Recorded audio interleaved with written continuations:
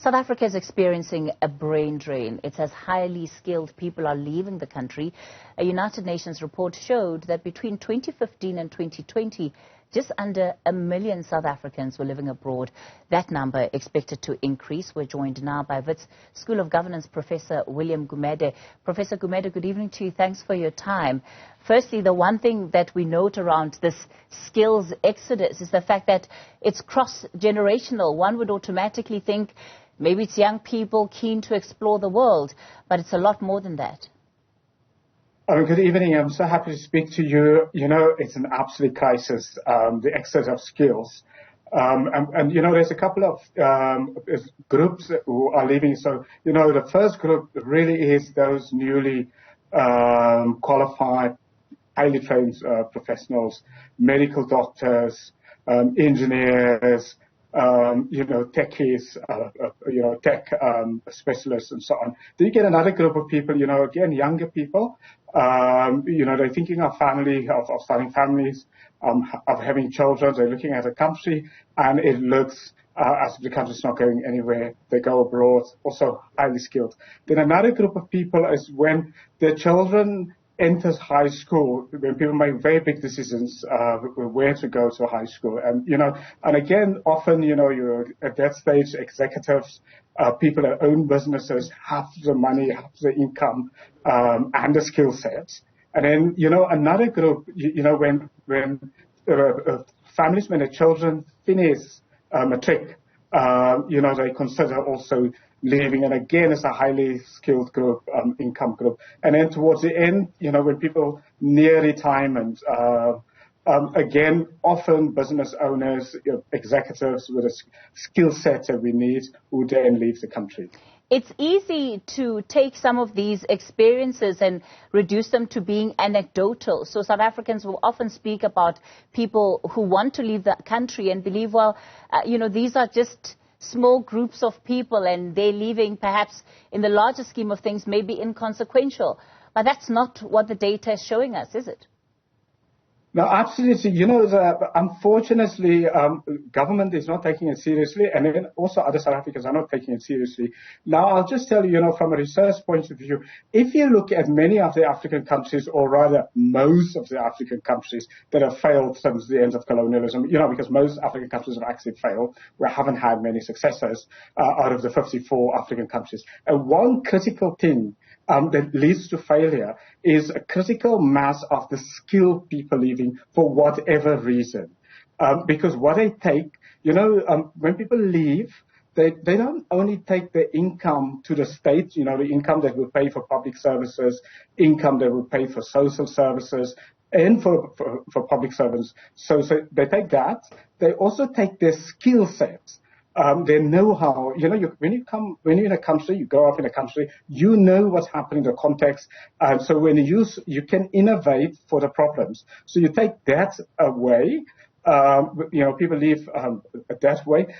Then also the people who leave, when they go to other countries, you know, investors will say, well, actually, if the best people from the countries are leaving, why should we be coming? So the more people leave, the more outsiders that we want to come to the country with their money to invest, to give us loans and so on, they won't come to our country either, because they will say, why should we, if the locals don't have confidence in their own country. And then the last one, which is very difficult to calculate, is people's energy. The energy, you know, if a country wants to develop and wants to grow economically and start new business and innovate, you need the energy of people. You need a good energy of people who are willing to do things and excited to do things and enthusiastic. So when people leave and there's a sense of hopelessness in the country and there's a lack, so when a country's energy is tapped, you know, you don't get that enthusiasm from individuals to do more. To invest their money, to create jobs, to start companies, and so on. When we talk about energy, Professor Gumede, of course, we know that, you know, the state of the country has been quite low. Morale across the country is low. Concerns around the future, you know, where is South Africa going? Concerns around just the convenience, or rather inconvenience, of everyday life, with load shedding and all other problems as a result of the service delivery failures. So then what can be done to make people stay, to make South Africans keep choosing South Africa? The thing is, what I didn't say, the people are leaving us from across the race divide. It's not just, in the past, it could have been immediately after 1994 white South Africans, but what we're now getting is across the colors, across the, the ethnic barrier, across the regions, across the skill set, and across the age demography. So it's across. So it's just not one demographic that are leaving. What can we do? People leave unwillingly. Many families, with children, often people phone me, they speak to me. So people leave unwillingly. They don't want to leave. They want to stay. But there's the sense of hopelessness in the country. It's the sense of not the current hopelessness, but a sense that there is no political leadership. The political leadership don't care, don't have the ideas, are not responsive. Now, that is actually the thing that drive people away, because, even in our individual lives, or if, business, there's always going to be a crisis, like there's always going to be a crisis in the country.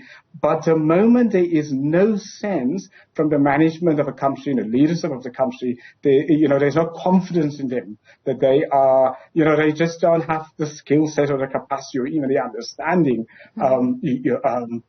to deal with a crisis. And that really is a problem that we're sitting with. So what can we do?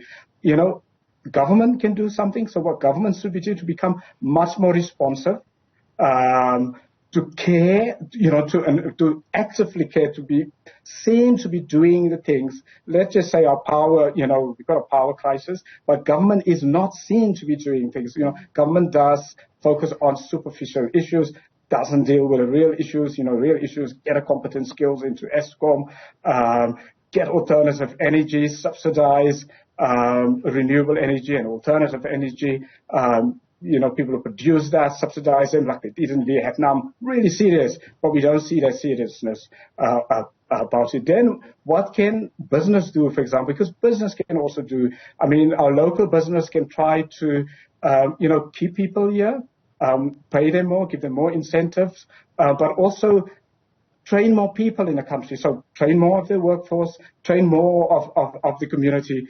And then also back to government, the last thing that we could do is to subsidize people who have critical skills from government, tax incentives to keep them in the country and so on. All right. Professor William Gumede, we'll leave it there for tonight. Thanks for your time.